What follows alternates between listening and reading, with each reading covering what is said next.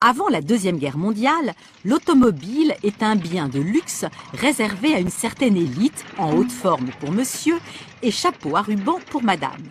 Et si, petit à petit, les premières fabrications à la chaîne rendent l'automobile un peu plus abordable, elle reste néanmoins l'apanage des classes aisées et ni la classe ouvrière, ni le monde agricole ne peut encore y accéder.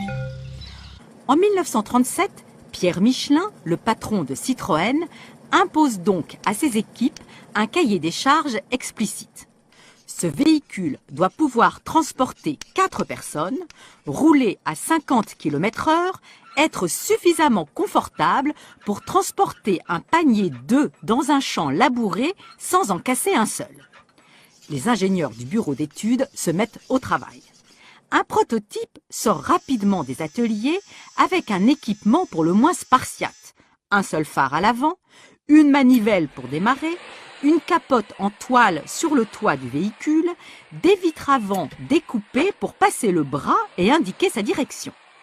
Ce véhicule à visée populaire sort à 250 exemplaires, mais la mort du jeune patron de Citroën, qui se tue au volant la veille de Noël, et la déclaration de guerre freinent la commercialisation de cet engin rudimentaire.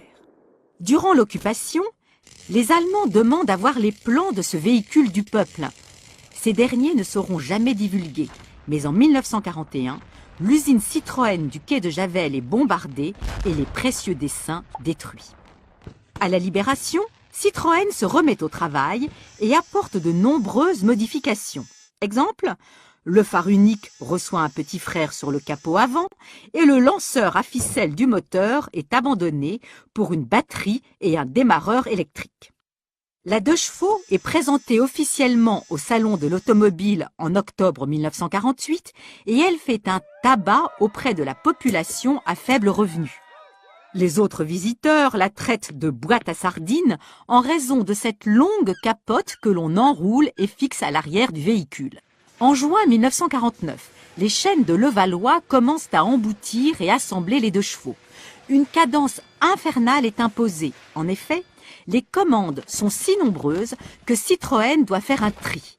Le candidat envoie un dossier qui est étudié pour savoir si la marque lui accorde la vente du véhicule. Les délais avoisinent 3 à 5 ans, temps béni pour les constructeurs automobiles. Au cours des années suivantes, la 2 pattes, ou la Dush comme on la surnomme, va subir diverses améliorations sur la motorisation, la carrosserie, les équipements. Pour éviter les douleurs au coude dues aux vitres avant rétractables qui retombent, des arrêtoirs en caoutchouc sont posés. Bon, la 2 chevaux n'est pas la voiture la plus confortable, mais elle est synonyme de robustesse, de mécanique simple et durable. Après mai 68, la 2 chevaux entame ses années babacool. Elle va devenir le symbole de toute la jeunesse d'un pays, un véritable mythe.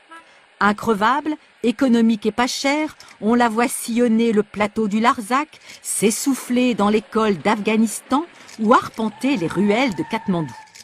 Son côté un peu bricolé, à l'antipode des grosses berlines puissantes, plaît à nos voisins. Les Hollandais, les Allemands adorent son petit charme français, ce qui ne les empêche pas de la surnommer Die Ente, le canard, en référence au célèbre conte d'Andersen, le vilain petit canard.